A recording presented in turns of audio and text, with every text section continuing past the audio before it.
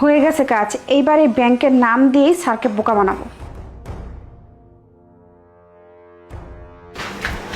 আমার কাজ তো হয়ে গেছে, এবার এক কাজ করি, এই ফোন থেকে একটা SMS করি ওই বুড়াটার ফোনে, আর ওই বুড়াটা ভাববে যে অন্য কোনো নাম্বার থেকে মনে হয় ওর ব্যাংক অ্যাকাউন্টে টাকা ঢোকা গেছে। বোকা বুড়া কোথাকার।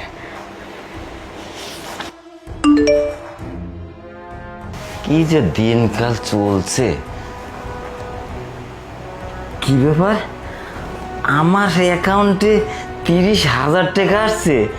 আমার তো ভাগ্য খুলে গেছে, লটারি বেঁধে গেছে। যাই, খুব ভালো হয়েছে। আরে বাহ বাবা, আজকে দেখতে পাচ্ছি তুমি অনেক খুশি। কিছু কি হয়েছে নাকি? আরে মা, খুশি হব না? আমার মোবাইলের অ্যাকাউন্টে 30,000 টাকা কেউ বলে দিয়ে দিয়েছে। আমার তো ভাগ্য ফিরে গেছে।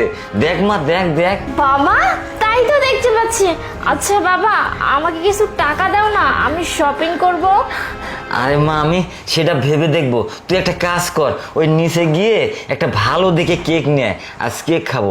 যা, তাড়াতাড়ি যা। ঠিক আছে, যাচ্ছি।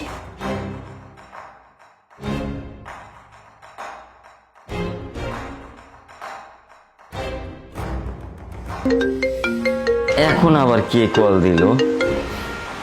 হ্যালো। হ্যালো আঙ্কেল, শুনুন না, আমি না ভুল করে আপনার অ্যাকাউন্টে 30,000 টাকা পাঠিয়ে দিয়েছি।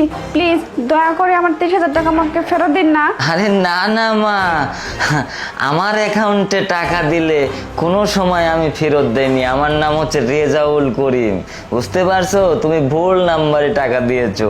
আঙ্কেল প্লিজ আঙ্কেল, এরকম করবেন না। আমি অনেক কষ্ট করে টাকাগুলো পেয়েছিলাম আঙ্কেল। আমি গরিব মানুষ আঙ্কেল, আপনি যদি আমার টাকাগুলো না দেন আমি না খেতে পেয়ে মরে যাবো আঙ্কেল। প্লিজ আঙ্কেল, এরকম করবেন না আমার সাথে। আচ্ছা ঠিক আছে, ঠিক আছে, যেহেতু ভুলে তুমি দিয়েই ফেলেছো, আমি এক কাজ করি, অর্ধেক অর্ধেক করে ভাগ করে নেই। তোমাকে 15,000 দেই আর আমি 15,000 দেই, ঠিক আছে? আচ্ছা আঙ্কেল ঠিক আছে, যেহেতু ভুল হয়ে গেছে এখন 15,000 টাকাই সই। আপনি আমাকে 15,000 টাকাই দেন, আমি আপনাকে ব্যাংক অ্যাকাউন্ট পাঠিয়ে দিচ্ছি। আচ্ছা ঠিক আছে, আমি এখনই পাঠিয়ে দিচ্ছি।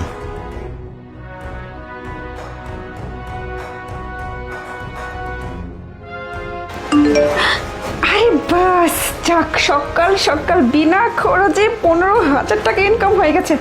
আরে বুইরে বোকা, এইভাবে চলতে থাকলে তোর কাছ থেকে আমি লক্ষ লক্ষ টাকা হাতিয়ে নেবো। তুই